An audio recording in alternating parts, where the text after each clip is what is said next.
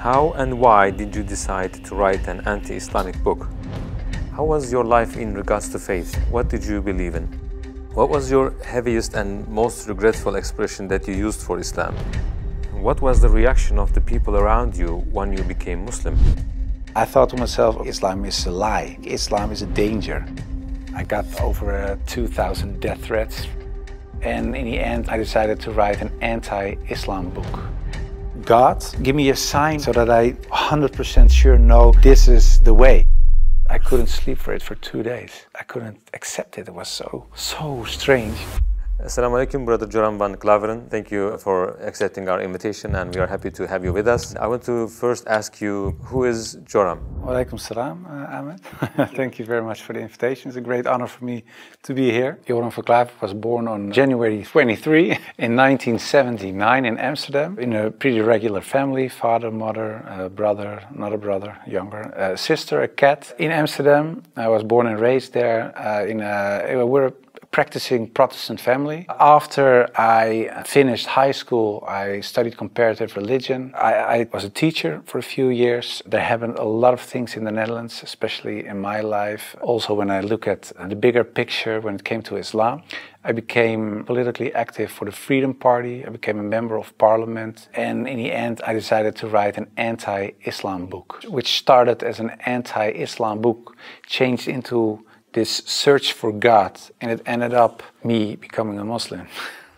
How was your life in regards to faith? What did you believe in? Before I was a Muslim, I was a Protestant Christian from the Reformed Church. We read from the Bible, we all got biblical names, we were all baptized, we went to church, etc., etc. So we're pretty Christian in that way, in that sense. Of course, I believed that there is a creator, I believed in heaven, hell, I believed in angels, revelations, and of course what separates the Christians from the Muslims is that I believe that Jesus Christ was the Son of God. Yeah, in a more philosophical way, I believed he was God himself, of course. I believed in the resurrection and crucifixion of Christ, of course. And I believed in the atonement.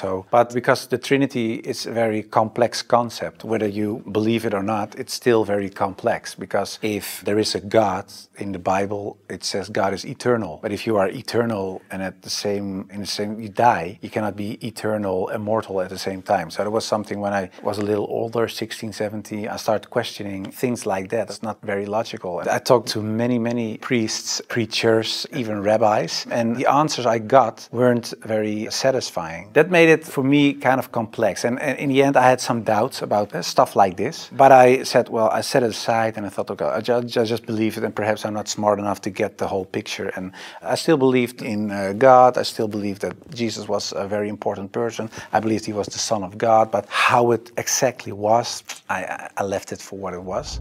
How and why did you decide to write an anti-Islamic book? After high school, I went to university and I did comparative religion. And the remarkable thing, I think, was that the first day of me going to college was September 11, 2001. Already thought, okay, these Muslim guys are kind of crazy and this religion isn't the truth. Then a few years later was this guy in the Netherlands called Theo van Gogh. He was a famous filmmaker and he was killed in the street. He was shot and they tried to slit his throat and they put a knife in his stomach with a letter on it for another girl, Ayaan Hirsi Ali, and it said, "You are next." So it strengthened my anti-Islam feelings in such a way that I thought, well, I have to become politically active to do something and stop this evil of harming our country. You started politics because of Islam? Yeah, and that really had to do with Islam. That was the reason that I wanted to write a book, to explain to people why Islam was a danger for the world. When I was writing my book, like I said earlier, the questions, the doubts I had about Christianity popped up again. And that was about truth, of course, because I was a believing Christian guy. And yeah, the Christian questions I had, in the end, were answered in an Islamic way. Because, of course, when I started writing the book, a lot of people think that it was a political book. But it wasn't so much a political book, it was a religious book, because I wanted to show people why Islam was a danger as a religion, and I wrote it from a Christian perspective. So in the beginning I made a comparison between the Christian concept of God and the Islamic concept. So I started comparing it. But because I had these doubts about the Trinity and I saw Tawheed, the oneness of God in Islam, I thought, yeah, it sounds a little bit more logical. And then I thought to myself, well, I reread the Bible to refresh myself, to see, okay, why isn't the concept of Islam, the Tawheed concept, isn't isn't the Christian concept. But when I was reading the Old Testament and I saw what the Old Testament prophets said, it was one God, one God, one God. And then I thought, okay, I'll look only at the words of Jesus Christ in the New Testament. And then there's this story in the New Testament where a guy comes to Jesus and he asks him, what is the most important thing in life? How can I gain paradise? And he says there are two things. He says, hear, O Israel, hear your God is one. Treat your neighbor as you want to be treated yourself. So I thought, well, even Jesus Christ says, hear, O Israel, your God is one. So I thought, well, this whole Muslim concept of God sounds more logical, and it's the same concept that I find in the Old and the New Testament. And I know Christianity as a religion teaches something else, but it isn't the concept of God that I find in the Bible. So after weeks and weeks of study, rereading all kinds of books, I thought to myself, okay, perhaps this oneness of God is something that is true. So that's how it started. What resources did you use while doing your research? Because I was kind of shocked, I started writing to several authorities on these religious matters. And one of the guys that I wrote to was Sheikh Abdul Hakim Murad, and he's a professor from Cambridge University. But in a way, it was kind of strange, of course, because I was a politician back then still. I was writing an anti-Islam book with an anti-Islam purpose. And I'm asking this Muslim professor from another country, can you help me? So I told him, I'm writing a book. I have a lot of questions. So I was very plain why I thought, why is Islam promoting terrorism? Why is anti-woman? Why is anti-Christian? Anti-whatever. After, I think, 6 weeks, he sent me a very extensive email. And he started explaining, directly answered a lot of my questions. But he also told me, you have to read this article, read this book, read that book, ask this person. And so he was very extensive in his way of explaining. But in the end, after I read all these books and articles and made a comparison between prophets from the Old Testament with Muhammad, peace and blessings be upon him, I had no arguments anymore to say they are prophets and he is not. And I thought to myself, well, if I accept Moses on these grounds and I cannot accept the prophet, then there is something else. So I thought, why don't I think he is a prophet? And I thought, oh, perhaps because he had many wives. But then again, when you look at Solomon or you look at King David, Abraham, there are a lot of people in the Old Testament that had more wives. And when you look at even outside of the religious books, culturally in Europe, in Africa, Asia, everywhere, there were men with several wives for several reasons. So I thought to myself, well, that cannot be a reason either. So one by one, all these reasons fell. And then in the end, I thought, well, I have to say all of them are not prophets. But I didn't believe that because I thought, well, the things they did, they said, the miracles that happened, etc., they were confirmed in what they said and what they did. So they are. And then I said, well, then I have to accept that Prophet Muhammad perhaps is a prophet too. So I was doubting it. So first I thought, well, it's the most evil person I know because of the history. Then I said, well, perhaps it's not that evil, but he's not a prophet. And in the end I started doubting, perhaps he is a prophet. Yeah, that took, of course, me reading a lot of books again. And the one thing that I think was very wise of Abdul Hakim Murad to say was, he said, well, the books you read about with the anti-Islam arguments are written by non-Muslims. He said, if you want to know more about Christianity, you don't read books from atheists. You start reading the books from the Christians. Why do they believe this? What are the arguments? So that you have to do the same with Islam. So start reading Islamic books from Islamic teachers, from Islamic scholars, etc. And then you can see, if you compare the books on the same topic of people who are Muslim and wrote those books and non-Muslim, you can see where they took the wrong turn, where they translated words in the wrong way, sometimes perhaps even not on purpose, but just because they didn't know, where things are added, where things left out of it. So, and in the end, you see there's this other religion almost created because of all these things. And that's what I did. And that's what I also did with the life of the Prophet, because I read a book from Martin Links, The Life of the Prophet, based on the earliest source of Muhammad. And it was written, of course, by a convert. And his way of reasoning, his way of telling, his way of writing appealed to me because it's culturally the same thing. How do I approach a certain topic, etc. And it was the first time that I saw him not so much as a warlord, because that's the picture I had in my mind, but I saw him as a father, and I saw him as a friend and a teacher, and so much more. And so, yeah, I saw the person and his character, and I said, well, I can say a lot, but I cannot say that this is not a good man. So his character persuaded me to read more and to want to know more.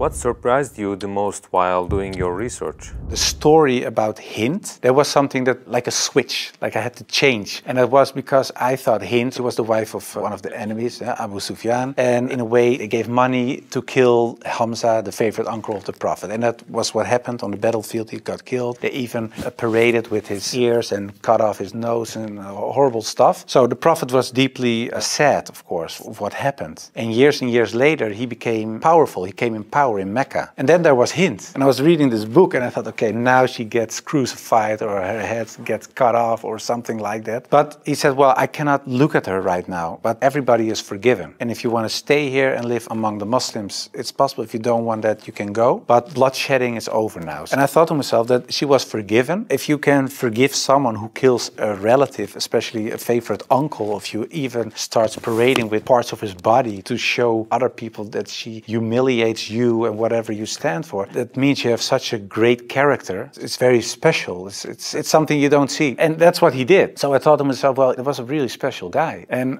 when I thought that, I thought, well, I have these arguments for him being a prophet. I see his character. I see the way he treated other people. I see how he treated his enemies. I think he is a prophet. But then I thought to myself, whoa, that's horrible. Because I already accepted this oneness of God. And now I say he is a prophet. If I say there is only one God and Muhammad is his prophet, that's almost shahada. So I thought to myself, okay, let's close the books. Stop. This is going in the wrong direction. And of course, I wasn't that anti-Islam anymore because of what I read, what I saw, and what I experienced. What I tell you now, it sounds a little like a fairy tale, but it really happened. In the end, there were all these books at the table. And when I had this feeling of, yeah, okay, this is shahada in a way, I thought, well, I put all the books away and I put the books on the highest shelf. But there were so many books that a lot of books fell off the shelf. And one of the books that fell off the shelf was the Quran. And when I picked it up, my hand was on a page with Surah 22, Ayat 46. And it says, it's not the eyes that are blind, but the hearts. And I thought to myself, that really is my problem, because it wasn't the eyes. I really could see what I written down myself. Nobody forced me to write this book. Nobody said you have to write this or that. I started writing myself and I could see it with my own eyes, but I still couldn't accept the fact that I said he is a prophet, there is this one God. I just couldn't. So it wasn't my eyes that were blind, but it was really my heart. I couldn't accept it. I think my nafs or whatever, my ego, I couldn't accept it. And I said, well, God, I don't care if it's the God from the Bible or the Quran, give me a sign or something so that I 100% sure know this is the way. And I went to bed, but when I woke up, I felt very secure in myself. I really felt very secure. I've never been more secure about anything else. The whole anxiety or the whole doubting issue, it disappeared like snow for the sun. And I thought to myself, well, I think I'm a Muslim. Well, and then of course I had to tell other people. What was the reaction of the people around you when you became Muslim? İlginç bir şey fark ettik. Bu video dahil izleyenlerimizin %80'i kanalımıza abone değiller. Bildiğiniz gibi biz kar amacı gütmeyen bir kuruluşuz ve videolarda reklamlarımızı kapalı tutuyoruz. Bunu sizden istememizin tek sebebi bu hakikatlerin tüm dünyaya yayılması. Yapacağınız çok küçük bir hareket gibi görülebilir ama bununla videoların algoritmaya girip birçok insana ulaşmasına vesile olacaksın. Hadi şimdi abone ol butonuna basalım ve İslam'a susamış gönüllere birlikte ulaşalım. What was the reaction of the people around you when you became Muslim? Most of them were very negative, of course. For a lot of people, especially some uncles and aunts, it was kind of a shock. They heard it when it was on the news. I told my mother, and my mother started crying. And my wife was pretty open. Yeah, she was very cool about it. She said, well, if Islam is what you really believe and that's in your heart, who am I? And yeah, some people from my old work were really aggressive. I got over 2,000 death threats from people who used to support me, of course. People who voted for me. People said the most horrible things. We will rape your wife, shoot you, we know where your children go to school, stuff like that. And most of them, of course, is nonsense because they're crazy people writing things on their computer. So it was kind of a hectic time. And I had to tell my work, of course, and it was this Christian organization. So to say, the leader of the pack, he said, I can't believe it. And he said, well, I noticed this change when you talked about certain topics on radio. You were kind of a little more mild, not so harsh anymore, but you becoming a Muslim? And after I said, yeah, I became Muslim, he said, I couldn't sleep for it for 2 days. I couldn't accept it. It was so strange. But the hardest part for me was telling my grandfather, because my grandfather was dying and he was 93, 94 years old and he was on his deathbed at home. I had to tell him, and my mother told me, yeah, you have to tell your grandfather. It was her father. So I said, well, then you have to come with me. It's got like a shield. And I just said, well, grandfather, I became a Muslim. And then he closed his eyes. And I thought he stopped breathing because, yeah, he was so old. And he really stopped breathing for a while. And then he started breathing again and he looked at me and he said, well, at least you didn't become a Catholic. So it was very funny. The last thing, and my old boss from the radio, he said, well, but how do we know that you're not becoming Hindu one day or something else? And I told him, well, I never chose a religion. One time, and it was when I became a Muslim. Before that, I didn't choose my religion. I was born in a Christian family. I was raised in a Christian way. And I'm very grateful for all the good things that it brought me. But it was not my decision. And the only time I made a decision was me becoming a Muslim. And it was the most, like I said, I think the most important decision I made. And it was the most rational decision I made. I never took years and years to decide one thing, only becoming a Muslim. How did you feel when you made your first salah? It's, of course, a beautiful moment, but very strange as well. Because as a Christian, you're not used to pray like that. You pray with your hands together and perhaps on your knees in front of your bed or something. But I think it's very beautiful that you really prostrate. So you really bow down in the deepest way for your Lord. So that's a very humbling, beautiful thing, I think. And that, yeah, it made me feel very happy. What were the 3 biggest challenges you faced when you converted to Islam? Well, becoming a Muslim, of course, was a big challenge because I had to tell the world and family, and that was a big challenge. The part of thinking that it would be very hard to become a Muslim, because especially as a Protestant Christian, there aren't so many things you have to do in a religious sense. As a Muslim, in terms of practice, so it is required to pray 5 times a day. It's required to eat in a certain way. It is required to think in a certain way. You have to be the best in a way every moment because of your relation with your Creator and because of the fact that you have to pray 5 times a day. It's a constant reminder in a way of the Creator, so that makes you much more aware of the fact that you have a Lord than as a Christian. That's how I experienced it. And I thought to myself, whoa, 5 times a day praying, I cannot do this, I cannot do that, I have to do so that made it hard in the head. But after I became Muslim, it wasn't hard at all. Are you raising your kids as Muslims? Well, you try, of course. I don't know, when you're really raised as a Muslim, I think it's a very difficult job, especially in these times. Of course, when I married, I wasn't a Muslim. You promise in a way that you raise your children as Christians. So after I became Muslim, I'm not raising my children as Christians, of course. If the kids have questions about Christianity, they ask my wife, they get Christian answers. And if they come to me, they get Islamic answers. But most of the time, she says, ask your father. And my wife cooks halal for everybody, so that's very sweet. She says, well, I'm not going to cook 5 meals, so everybody eats the same. You want halal, everybody eats halal. So in a way, it's like an organic process. What was your heaviest and most regretful expression that you used for Islam? I think Islam is a lie, because that's something I used to say. Islam is a lie, the Quran is poison. But when I said Islam is a lie, that's the whole religion and everything that comes with it. So that's like the highest level of jahiliyyah in a way. Yeah, that's something I regret, because it was like an umbrella and everything else was under this concept of Islam is a lie, because that was the core thought. And of course, I do blame myself, and I know there are a lot of people out there not practicing Muslims that do so. And in a way, I understand it, because in a political sense and in a social, cultural sense, everything I said and done is still there. I sometimes even hear arguments from people in my old party that I offended in a way. Yeah, that's something that bothers me, and that's one of the reasons that we founded an organization. It's called the IXC, Islam Experience Center, and we go to schools, primary school, high school, college, universities, but also to departments of the government, other social organizations, churches, to take away misconceptions about Islam, to share the message, to show Islam in its true colors. And we do it by virtual reality with the glasses, so it's a very fun experience as well. And we try to erase in a way the things I said and done in the past.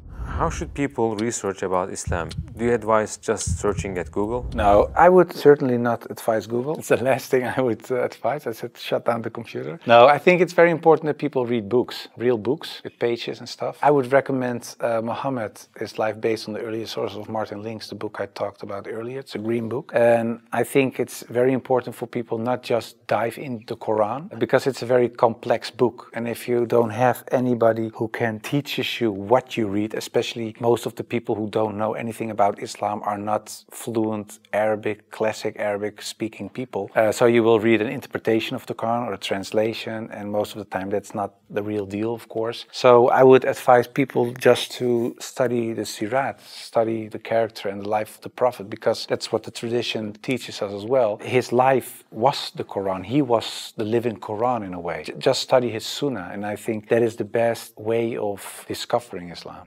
What would you like to say as your final comments? I became much more happy after I became Muslim. So I would like to invite everybody to become a Muslim, just because it brings peace to your soul and peace to your heart. It is the truth. It resonates with heart and soul. At least look at it from an Islamic perspective. Try to read and study the life of the Prophet. Try to understand what the Muslims believe. Not so much the behavior of Muslims, because there are a lot of Muslims that don't live like Muslims, including myself. I don't always live like a Muslim. I should, we all do, but you should look at the example of all examples, and it was the Prophet. And if you study his life, perhaps you find guidance that leads you to the truth.